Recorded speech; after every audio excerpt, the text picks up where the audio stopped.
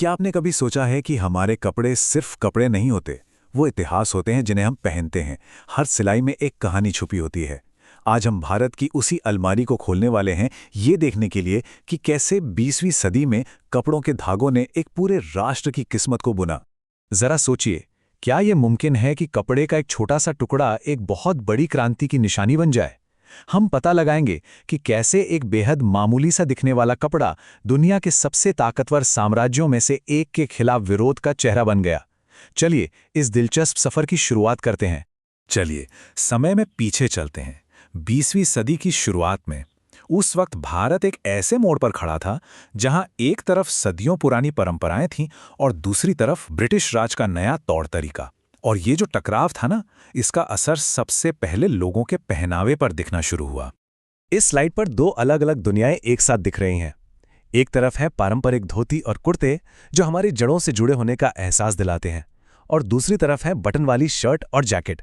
ये वो कपड़े थे जो ब्रिटिश दफ्तरों की दुनिया का हिस्सा बनने के लिए जरूरी थे। तो ये सिर्फ कपड़ों का बदलाव नहीं था, ये पहचान का एक टकराव था।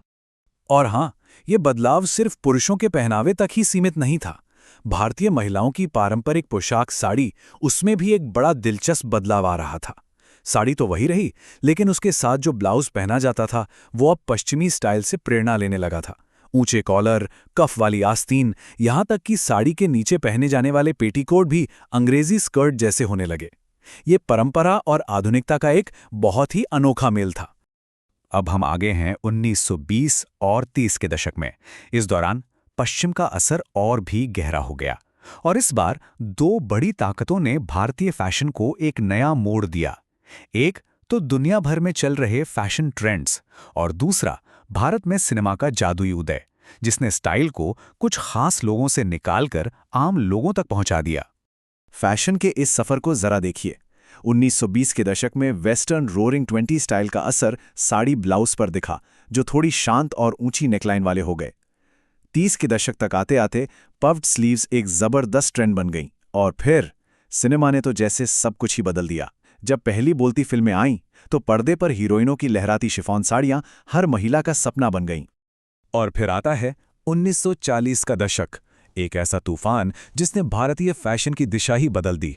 अब कपड़े सिर्फ तन ढकने के लिए नहीं थे, वो आज़ादी की लड़ाई की वर्दी बन चुके थे। ये वो दौर था जब फैशन और देशभक्ति एक ही सिक्के के दो पहलू बन गए। इस पूरी क्रांति के केंद्र में था ये साधारण सा दिखने वाला कपड़ा, खादी। लेकिन ये कोई मामूली कपड़ा नहीं था। ये हाथ से काता और बुना हुआ आत्मनिर्भरता का प्रतीक था। इसकी खुरदुरी सतह पर एक पूरे देश की आज़ादी के सपने बुने हुए थे। बिल्कुल, जैसा कि यहाँ लिखा है, खादी सिर्फ एक कपड़ा नहीं था, वो एक सोच थी, एक आंदोलन था। खादी पहनने का मतलब था ब्रिटिश साम्राज्य की आर्थिक ताकत को सीधी चुनौती देना। ये कहने का एक तरीका था कि भारत अपनी जरूरतें खुद पूरी कर सकता है। महात्मा गांधी का संदेश बहुत साफ और असरदार था। उन्होंने 3 कदम सुझाए। पहला, विदेशी कपड़ों की होली जलाकर आर्थिक गुलामी का विरोध करो। दूसरा, चरखे पर अपनी खादी खुद बुनो और आत्मनिर्भर बनो। और तीसरा, जो सबसे जरूरी था, खादी पहनकर जाति और धर्म की दीवारों को तोड़ दो और सिर्फ एक भारतीय के रूप में एकजुट हो जाओ। इस एक रणनीति ने कपड़ों को क्रांति का एक शक्तिशाली हथियार बना दिया। और इस राष्ट्रवादी वर्दी को पूरा करती थी ये साधारण सी गांधी टोपी। ये सिर्फ एक टोपी नहीं थी, ये बराबरी और एकता का प्रतीक थी। इसे पहनकर अमीर और गरीब, ऊंची और नीची जाति के लोग सब एक समान भारतीय बन जाते थे। साल 1947 में जब देश आज़ाद हुआ तो पूरे देश में एक नई ऊर्जा और उम्मीद की लहर दौड़ गई। और ये जो उम्मीद थी वो फैशन में भी साफ झलक रही थी। अब फैशन एक नए, आधुनिक और आत्मविश्वास से भरे भारत की पहचान गढ़ने वाला था। और इस नए भारत का चेहरा थे एक ऐसे नेता जिनका स्टाइल उनकी राजनीति जितना ही प्रभावशाली था। उनके साथ पुरुषों के फैशन में एक नया दौर शुरू होने वाला था। ये थी नेहरू जैकेट। भारत के पहले प्रधानमंत्री जवाहरलाल नेहरू अपने चुस्त चूड़ीदार कुर्ते के ऊपर इस बंद गले वाले जैकेट को पहनते थे। ये जैकेट सिर्फ एक कपड़ा नहीं था, ये परंपरा और प्रगति के बीच का एक पुल था। ये जल्द ही एक नए आधुनिक भारतीय पुरुष का प्रतीक बन गया, जो अपनी जड़ों का सम्मान करता है लेकिन भविष्य की ओर भी देख रहा है।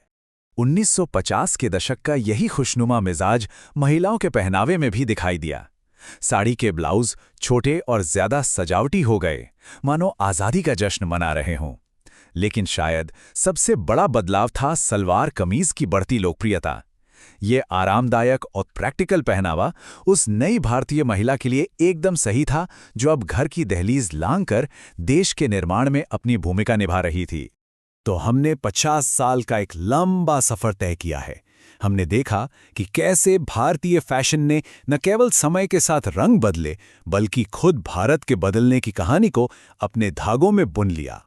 ब्रिटिश राज की नकल से लेकर खादी के जरिए आज़ादी की लड़ाई लड़ने तक और नेहरू जैकेट के साथ एक नए गणराज्य की पहचान बनाने तक, हर कदम पर कपड़ों ने भारत की कहानी सुनाई है। ये एक ऐसी कहानी है जो हर धागे में, हर रंग में और हर सिलाई में जिंदा है। और ये सफ़र हमें आज के एक बड़े सवाल पर लाकर खड़ा करता है।